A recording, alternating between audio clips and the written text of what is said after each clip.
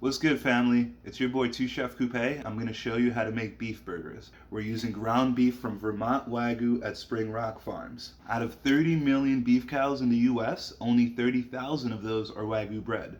The problem is, most of those cows are crossbred with non-Wagyu breeds. Only 5,000 cows are 100% full-blooded Wagyu, and a lot of those cows could be found at Spring Rock Farms. In addition to searing your burgers, I'm going to show you how to sear foie gras, which can get a little tricky because of the fat content, and I'm going to show you how to smoke your own bacon at home. Sounds rich? It is. And one last thing, it's going to be a bunless burger. A lot of people love bread on their burgers because it cuts through the yada yada yada, but not me. I want to taste every single flavor note on my plate. As our first step, we're going to make bacon.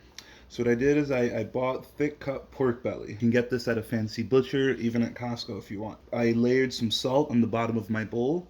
I toasted some spices, ground them up, and thinly layered them on top of the salt. Then I layered down the meat. Thing is, make sure that your meat is completely submerged and covered by salt on all sides. So in here, if you see, I go digging away. Next thing I take my pork belly, I rinse off the spices, and this is what I get.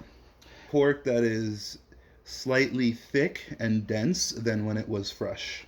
And it's also infused with these spices. During the curing process, you're drying out the meat, which concentrates the flavor more. So to smoke it, I have a heavy bottom cast iron pan here. I lined the bottom with aluminum foil. I let it stick up the sides. Next thing I need is my smoker wood chips. So for stovetop indoor smoking, you want to use very fine wood chip, but you want to make sure that they're good for indoor smoking. For today, we're going to use alderwood. Looks like I have about a cup of chips here, and you'll kind of figure out what works best for you and the kind of setup that you have. You know, the smoke has to fill the volume of your container, so having too big of a container for too little meat kind of doesn't make sense. I have a gas burning stove. For now, I'm going to put it at around 7-8 medium high, and I want to get my wood to start smoking before I put the meat down. In the meantime, I'm putting a sort of grill in the pan. The meat's going to lay on top of here. This, you know, you can use a cooling rack if you have a cooling rack that'll fit inside of a pot.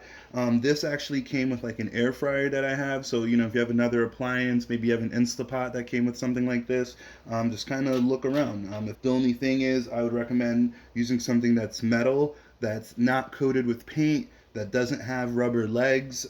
You want to make sure that the whole thing could withstand the heat that you're going to be using it for. And remember, this is touching the bottom of my pan with the aluminum foil, so you know you don't want to get any sort of contaminants in your food. I'm going to cover this pot, and then I'm just going to kind of let it get started. Later on, we're going to check. Once we see some smoke, we'll put down our meat and let it rock. So about 5 to 8 minutes have gone by, and I can see that smoke is already quickly billowing from inside my pot. You can see that the wood is burning quite quickly, so I'm going to put this down in a 2 to 3. Now I'm going to put my meat down. I'm going to cover it. Because I have kind of a heavy lid, not too much smoke tends to come out of my pot. What you can do is you can crimp the sides with some aluminum foil if you find that you're getting a lot of escape of smoke from your pot. Alright, so as our next step is we're going to prepare our beef. Our next step is to season our meat. So what I have here is kind of a salt pepper mix. Actually has a little bit of garlic powder inside as well. So I'm just going to make sure that my meat is well seasoned. I'm not too worried about over salting it. I put in a healthy amount of salt. I mix it up. I also don't want to over mix it. I just kind of give it a little mix up. And then I'm going to take pieces of my beef. I'm going to make balls. So definitely because of the fat content, when I roll it in my hands, you can see that these balls are nice and glistening. It just shows you how well marbled the meat is compared to a traditional, very lean ground beef. For today, we'll start with 2. We'll just cook 2 for today. So I have this burger, and you know what? I decide that I wanted actually more big boy burgers. So I'm combining 2 balls into 1. So same thing here.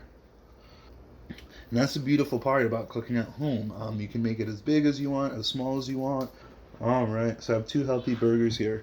If these weren't Wagyu beef, if these were regular beef, I tend to mix in chopped onions, chop bell peppers into my burgers. You can take some herbs, mince them up, mix them in. Flavor it however you want. Make sure you're not putting too much onions or bell peppers. You do want the meat to come through. You don't want too much moisture inside. Experiment, see what you like, see what works for you. It's your kitchen, it's your rules. You do it however you want, and don't let people troll you and make you scared of just experimenting and seeing what works for you. So real quick, I'm gonna take down this onion. I'm gonna cut it in half. Cut off the ends here. Peel it back, and I'm gonna slice it down. Some people in a backyard burger, you might have like whole onion rings. In this case, I'm cutting them this way, just so I could personally distribute them more evenly across my burger. I'm gonna do the same thing with my foie gras and bacon. They're not gonna be huge slices that could potentially slide out of the burger as you bite through it. So now I'm gonna take my onion.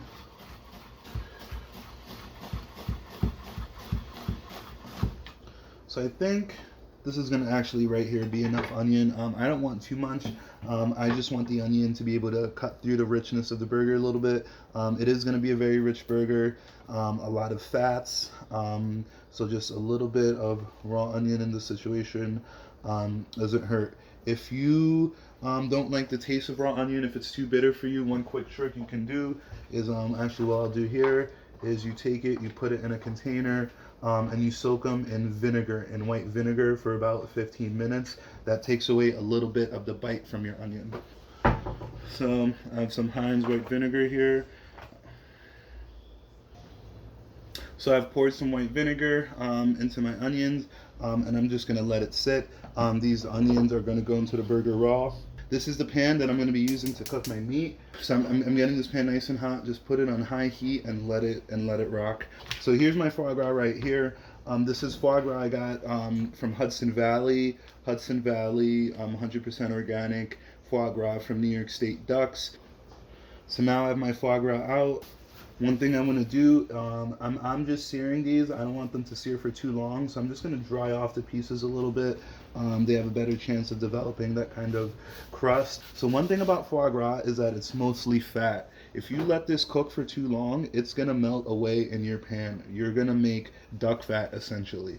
Part of the reason I'm getting my pan super hot is so that these can get some good sear on the outside, but I'm not gonna leave. I'm not gonna walk away. Even these burgers, you have more time with than the foie gras. So as soon as they hit the pan, I will be here and ready with a plate to have them land into. All right. So first thing we're gonna do is we're gonna check on our bacon. So we can see here that it's been nicely smoked. I actually had flipped this halfway through. We can definitely see like the difference of color. And then our searing pan is nice and hot. I'm going to drop it. Since there's so much fat in it, I'm not going to use any oil. Just going to let it rock. I think I have some room for my second one.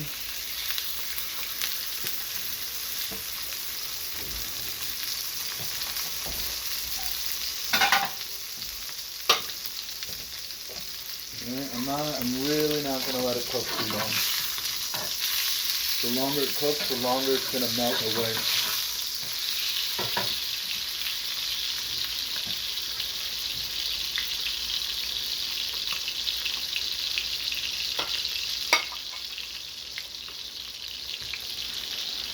Alright, I'm thinking that it's about good.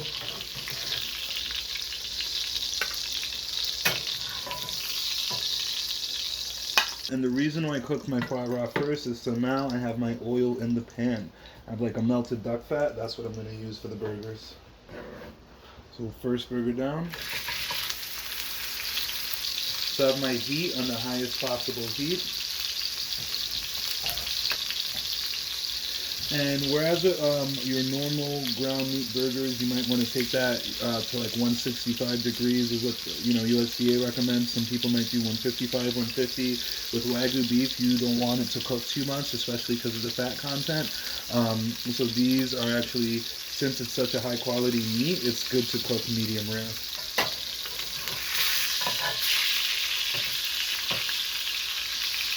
And take this out. Let it rock.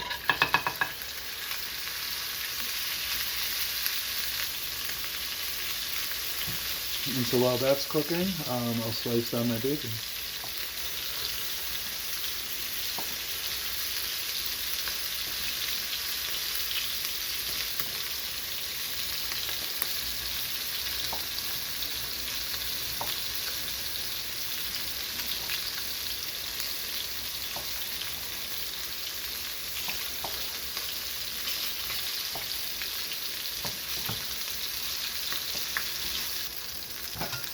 All right, a couple minutes have gone by. I'm going to flip my patty. We have a nice crust. Since it's Vermont beef, I'm going to use some Vermont cheese on the other side of my burger. Usually with the burger, you might cover it at this point after you flip it, put your topping on it. With the Wagyu, since I'm not going to cook it as long, I'm not going to cover it. I do want a nice crust on the other side, so I'm actually just going to let it rock. So while that's finishing up, I'm going to set up my station for my plate. And so see, we have our foie gras, and even after we finished after we had cooked it, like just see how much oil it released afterwards because of the heat. The longer you cook this foie gras, the less you'll have to eat. So you're really playing kind of a gambling game with it. I'm going to take a temperature check on my burger real quick. So if you're a couple degrees short of your target temperature, that's fine. The burger carryover cooking, so your burger is going to continue cooking while it's still on your plate. Alright, so now I have my burger, I have my cheese. My next step, I'm going to drop a few of my onions on it. Remember, these onions were soaked in the vinegar. So these are raw, but they were soaked in vinegar to kind of get a little bit of the bite out. You can put anything you want at this point, anything, acidic to cut through the fat. You can put some tomatoes, cherry tomatoes, or just even some greens for bitterness. Raw herbs, if that's your thing. Once again, your kitchen, your burger, drop whatever you want on it. I'm going to take a piece of foie gras.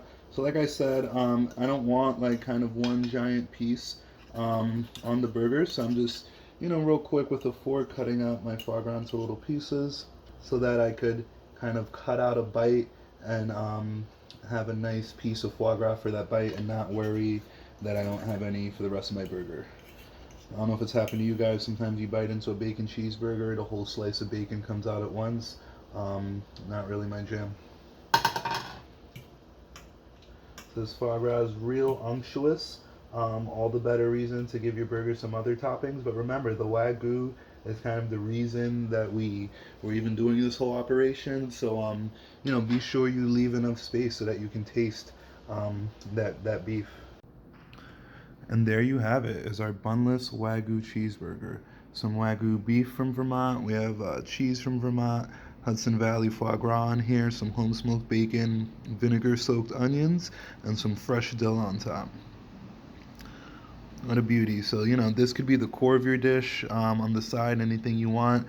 A nice bitter salad, something with a lemon vinaigrette, or if you want a thick starch, you can really go any way you want with it. I just wanted to show you the burger and our star ingredient, the Wagyu beef from Vermont Wagyu.